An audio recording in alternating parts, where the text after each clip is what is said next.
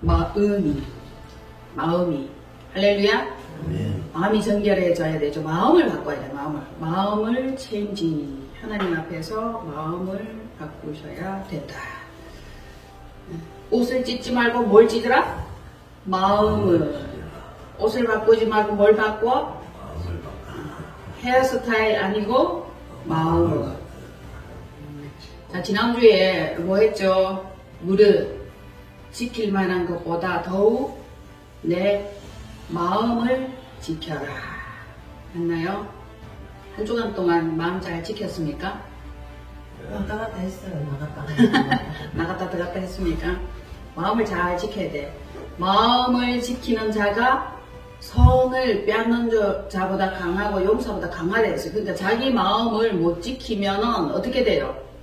나고자 돼. 만신창이가 됩니다. 지금 이 시간에도 많은 사람들이 자기 마음을 지키지 못해서 병원에 있고 감옥에 있고, 그쵸? 엉뚱한 광야에서 헤매고 있는 많은 자들이 있음을 우리는 알 수 있습니다. 더욱 내 마음을 지키기를 원하는 자들이 이 자리에 나와 하나님께 예배드리고 예배자로 순종하는 마음으로 그렇게 나와서 앉아있는 줄로 믿습니다. 맞습니까? 네. 내 마음 나도 몰라 이러지 말고 내 마음 주장하여 주옵소서. 아니면 우리 마음이 굉장히 산만해요. 분주하고 어지럽고 미혹되고 유혹됩니다. 우리의 마음을 주관하고 지키는 자가 누가 되어야 된다? 하나님이 되셔야 돼요. 그렇죠? 자, 성경에는 마음에 관한 구절이 얼마나 나온다? 1000번 이상 나와요. 1032번 나옵니다. 마음이 얼마나 중요한지. 하나님께서 우리 뭘 본다? 뭘 본다? 중심. 그러니까 뭘 보여드려야 돼? 외모 아니고, 그죠? 큰 키와 잘생긴 용모가 아니라, 외모가 아니라, 마음을, 중심을 그분께 드려야 되고, 보여주셔야 된다는 것입니다. 자, 골로새서 2장이에요. 밀골살. 그러므로 너희가 그리스도 예수를 주로 받았으니 그 안에서 행하되 그 안에 뿌리를 박으며 세움을 받아 교훈을 받은 대로 믿음에 굳게 서서 감사함을 넘치게 하라. 누가 철학과 헛된 속임수로 너희를 사로잡을까 주의하라. 이것은 사람의 전통과 세상의 초등 학문을 따르며 그리스도를 따름이 아니니라. 그 안에는 신성의 모든 충만이 육체로 거하시고 너희도 그 안에서 충만하여졌으니 그는 모든 통치자와 권세의 머리시라. 또 그 안에서 너희가 손으로 하지 아니한 할례를 받았으니 곧 육의 몸을 벗는 것이요 그리스도의 할례니라. 너희가 세례로 그리스도와 함께 장사되고 또 죽은 자들 가운데서 그를 일으키신 하나님의 역사를 일으킴으로 말미암아 그 안에서 함께 일으키심을 받았느니라. 아멘. 또 그 안에서와 너희가 손으로 하지 아니한 할례를 받았으니 곧 육의 몸을 벗는 것이요 그리스도의 할례니라. 무슨 할례? 그리스도의 할례. 그리스도의 할례. 손으로 하지 아니한 할례. 그러면 뭘로 했다는 겁니까? 그렇죠. 마음으로 했다는 거예요. 손으로 하지 아니한 할례. 마음으로 한 할례. 곧 그리스도의 할례니라. 그리스도 안에서 할례 받은 이것이다. 이렇게 되는 거예요. 그 할례가 얼마나 중요한지를 아시죠? 자, 그리스도의 할례라는 것은 무엇입니까? 그리스도의 할례가 뭐예요? 육신의 마음, 나의 마음을 하나님께로 돌리는 것. 하나님께 돌리는 방법이 뭐가 있습니까? 죽는 거예요. 바울 선지자는 이렇게 말했지. 나는 날마다 죽노라. 날마다 죽노라. 날마다 마음의 할례를 한다. 이런 뜻입니다. 아니면은 마음이 할례 받지 못하면 언제든지 사단의 마음, 자기 마음 올라오죠. 이 그리스도의 할례니라. 그리스도가 할례를 받았는데 그 할례가 뭐냐? 십자가에 달려 못 박혀 죽으심. 죽었잖아요. 이게 언약인데 언약 있는 백성들은 할례를 해요. 할례가 뭐냐 하면은 옛날에는 그 남성의 그 성기 표피를 이렇게 잘랐잖아요. 잘랐는데 이 언약은 저주의 언약이라, 결론적으로. 좋은 언약이 아니고 지키지 않고 불순종하면 어떻게 된다? 죽는다. 이걸 얘기를 하는 거예요. 언약인데 우리가 뭐 좋은 뜻만 가지고 있잖아요. 근데 사실은 이 언약은 죽음의 약속이에요. 엄청나죠? 약속을 지키지 않으면은 죽는다. 우리는 무슨 백성? 언약 백성. 약속을 지키지 않으면 죽는다. 당연하죠? 자, 하나님의 나라가 아니면은, 사단의 나라. 하나님의 마음이 아니면은 사단의 마음. 결론적으로 우리는 하나님께 속해 있고 하나님 나라의 백성이고 그분의 왕국의 통치를 받는 백성들이다. 그 백성들은 마음에 할례를 받은 자여야만이 하나님의 백성의 의무를 하는 것이며 하나님의 통치를 받을 수 있어요. 자기 마음대로 날뛰고 들뛰고 하는데 어떻게 하나님의 말씀과 언약의 통치를 받을 수 있겠습니까? 죽지 않았는데, 살아있는데 자기 생각이 아직도 너무나 당당하고 주장할 것이 너무 많잖아. 그래서 그리스도께서, 예수가 그리스도 되신 것, 그것은 십자가에 달려 못 박혀 죽고 언약, 자, 어겼죠. 에덴 동산에서 아담이 어겼잖아요. 약속을 어긴 그 대가가 예수님이 십자가에 달려 못 박혀 죽으시는 결과가 나왔다. 그러니까 언약 백성은 언약을 지키지 않으면 결과적으로 죽는다. 이것이 할례다. 예수 그리스도의 할례다. 이해되십니까? 예수 그리스도의 할례다. 즉 죽는다. 예수님이 죽으셨죠? 죽어서 뭐가 됐어요? 그리스도. 죽어서 그리스도가 된 거예요. 그리고 우리도 죽어야 돼. 아직도 죽지 않고 생생한 육신의 생각, 할 말이 많고 자기 주장이 아직도 많고 순종하지 못하는 불순종의 사람이 되었다. 자, 그리스도의 할례다. 이것은 뭐냐면 죽음의 저주의 할례다. 여기에서 말씀하시고 계시는 것은 곧 사랑을 위해서 죽는 사명감이다. 그리스도가 사랑을 위해서 죽었죠? 할례를 통과한 거예요. 언약을 어겼으므로 할례 받은 거를 찢어져서 죽은 거예요. 저주의 언약을 예수님께서 대신 치르심이다. 자, 우리의 마음은 어떤 마음들이 있느냐 하면은 제가 이렇게 쭉 정리를 해보니까 어마무시합니다.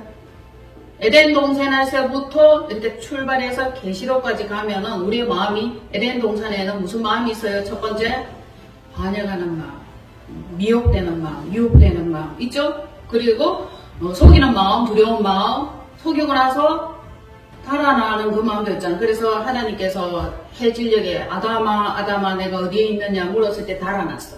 마음이 숨었잖아요. 하나님께로부터 떠났다, 하나님께로부터 달아났다, 하나님께로부터 감추고 싶은 마음이 있다. 이렇게 되는 거죠. 그래서 반역하는 마음, 속이는 마음, 두려운 마음, 달아나는 마음이죠. 자녀들이 어릴 때 부모로부터 심한 멸시와 구타와 인정받지 못함과 이런 것들이 있으면 부모로부터 자꾸 달아나려고 그래요.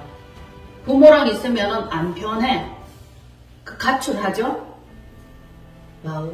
마음이 가출을 하는데 늘 엄마랑 있고 아빠랑 있고 가족들이랑 있으면 이 불편한 마음들이 내 달아나는 거예요. 가출하는 애들이 그래요.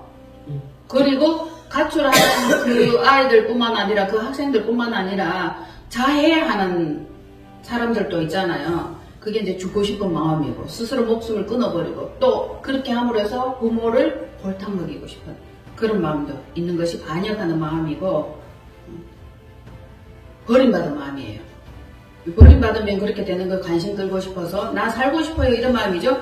그리고 원망하고 핑계하는 마음도 있습니다. 절망하고 낭망하는 마음도 있죠. 느껴보셨잖아요. 순간. 그리고 저주하는 마음도 있어요. 우리 생각 속에 하루에 몇 가지 생각이 들어온다? 수천 가지, 수만 가지. 예, 수천 가지, 수만 가지, 5만 가지, 5만 가지. 마음들이 이렇게 막 올라옵니다. 순간순간 올라와요. 그리고 열등감에 사로잡힌 마음, 부정하고 부패하는 마음, 탐내는 마음. 이 마음들을 모두 한 소쿠리에 담아서 표현하면 무슨 마음? 교만한 마음. 하나님을 거역하고 반역하고 핑계대고 달아나고 그저 이유를 대고 이런 마음들이 다 무슨 마음이다? 교만한 마음. 교만한 마음이 되는 것입니다. 자, 그런데 교만한 마음의 반대말은 겸손한 마음이 되겠죠? 겸손한 마음, 화창한 마음, 열정에 사로잡힌 마음, 소망을 가진 마음, 희망적인 마음, 그리고 행복한 마음이면서 사랑하는 마음. 이 마음은 어디로부터 왔다? 하나님께로부터 부어진 마음이다 라고 할 수 있습니다. 어쨌든 긍정적이든 부정적이든 어정쩡하든 명쾌하든 지혜롭든 미련하든지 이 미련한 것은 캄캄해. 빛이 그 마음에 비춰지지 않은 그 마음은 미련해, 우둠해. 어둠이 사로잡힌 마음이죠, 결론적으로. 지혜는 어디로부터 온다? 위로부터, 하나님께로부터. 모사요 기모자요, 전능하신 하나님이요, 영존하시는 아버지요, 샬롬, 평강의 왕으로부터 와야 되는데 그렇지 않은 이 마음들은 캄캄한 가운데 온 거예요. 어둠으로부터 온 거예요. 그래서 여러분들의 마음에 이렇게 쓱 어둠이 드려진다 싶으면 여러분들이 얼른 어떻게 해야 됩니까? 거절해야 돼요. 네, 쫓아야 됩니다. 네. 그동안 동안도 저희가 이렇게 여러 마음들을 만났어요. 많은 마음들을 만났어요. 마음이 안 똑같아. 다 달라요. 한 주간 동안 굉장히 여러 마음들을 만났는데 여러분들의 마음은 어땠는지 또 한번 묻고 싶네요. 어땠어요? 왔다리 갔다리. 네. 들락날락이에요, 그게 바로. 들락날락, 정한 마음이 없는 거야. 정직한 마음이 없는 거예요. 우리의 마음은 정한, 바를 정자에 이 정한 마음, 이렇게 딱 그런 마음이 있어야 되는 거예요. 정한 마음이 없으면 왔다리 갔다리 하는 거죠. 좌우로 한식 하는 거죠. 들락날락 하는 겁니다. 맞습니까? 우리의 마음은 그러면 어떤 마음이 되어야 될까? 우리의 마음은. 자, 이런 마음 저런 마음 제가 앞에 서두로 굉장히 많은 말씀을 드렸잖아요. 5만 가지 마음 가운데 우리의 마음은 어떤 마음이 되어야 될지 아셔야 여러분들이 그 마음 되기를 위하고 애쓰고 힘쓰면 이렇게 달려갈 거 아니냐고. 어떤 마음이 되어야 될까요? 그렇죠. 제가 이제 그 예를 들어 드렸죠. 은혜 마음, 동의 마음, 진흙의 마음. 99.9999999999 정금 같은 마음이 되어야 된다. 자, 지난주에 말씀드렸던 것처럼 도가니는 은을, 풀무불은 금을, 하나님은 마음을 연단하시느니라. 연단을 하는데 어떻게 연단을 한다? 뭐되게? 정금되게. 나의 달려갈 길을 그가 아시나니 그가 나를 단련한 후에는 내가 정금과 같이 되어 나오리라. 마음을 연단하는데 이 마음을 정금되게 하신다고. 계속 연단하고 그분은 알고 계셔. 이 마음을 연단하고 저 마음을 연단하고 계속 연단하고 단련해서 정금같이 되어 나오는 거기까지를 단련하고 연단하신다고. 점검 안 되면은 계속 두들기죠. 불순물을 빼냅니다. 풀무불에 집어넣고 두들기고 그렇게 하는 거죠. 정금 같은 그 마음만이 변함이 없고 변질이 없고 변개가 없다. 그들이 예수 그리스도의 길을 따라간 자들이다. 내가 길이요 진리요 생명이라. 천국의 길은 무슨 길이다? 황금길, 정금길. 그 다른 그 자들이 결국 길이 되고 나를 따르라. 예수 그리스도를 따랐던 자들이 정금길이 되는 거예요. 이해되셨나요? 하나님 마음에 합한 마음이 되려면 정금 같은 마음이 돼야 돼요. 할례받은 마음이 돼야 된다는 것입니다. 그렇죠? 할례받지 않은 마음은 늘 요만 가지 생각으로 들쑥날쑥하는 그런 마음이 됩니다. 그리고 저주의 언약, 내가 언약을 지키지 못하면 죽겠다. 예수 그리스도 안에서 죽겠다. 죽어야 됩니다. 나는 날마다 죽노라. 이 고백이 우리한테 있어야 될 줄로 믿습니다. 자, 요한복음 3장 3절 보시면 무슨 말씀이 나와요? 예수께서 대답하여 이르시되 진실로 내게 이르노니 사람이 거듭나지 아니하면 하나님의 나라를 볼 수 없느니라. 거듭난 마음은 할례받은 마음이에요. 언약을 지키는 마음이죠. 거듭난 마음은 정금 같은 마음이다. 자, 공식 성립되죠? 그렇죠? 자, 물과 성령으로 거듭남, 입에 된 나오 안오 된 위로부터 부어진 마음, 말씀으로 거듭난 마음, 물로 씻어진 깨끗한 마음, 즉 새 마음, 새 영. 그죠? 새 영, 할례는 어디에 한다? 마음에. 로마서 2장 29절에 보면은 할례는 마음에 할지니 이렇게 나와요. 즉 언약의 징표다. 내 마음에 새긴다. 칼로 아로 새긴다. 죽기 살기. 안 지키면 죽는다. 자, 할례는 어디에 한다? 마음에. 언약의 징표인데 이것이 마음에 한 이것이 생명의 약속이다. 생명의 약속이고 생명의 약속을 지킨 이 자가 결론적으로는 무엇을 얻는다? 구원. 영혼 구원이 되는 거죠. 자, 생명의 씨와 뿌리, 줄기, 열매 이것들이 씨가 있어야 되잖아. 생명의 씨, 구원의 씨 이것이 말씀이죠. 이 할례 받은 이 마음의 씨가 들어갔을 때 100배로 결실을 맺게 되고 이것이 성령의 열매, 생명의 열매, 구원의 열매를 맺게 된다. 집중되세요, 여러분들? 네. 자, 귀를 좀 더 활짝 한번 열어보세요. 마음이 약간 산만한 것이 느껴져요. 집중하세요. 빠져나가면 안 됩니다. 왜? 이런 마음에 관한 부분들을 못 듣게 하고 구원받지 못하게 하려고 방해를 많이 합니다. 세상적인 얘기를 하면 눈이 동그래가지고 듣다가 막 성령이나 복음이나 말씀에 대한 얘기를 하면 막 무력해서요. 사단이 못 듣게 하는 겁니다.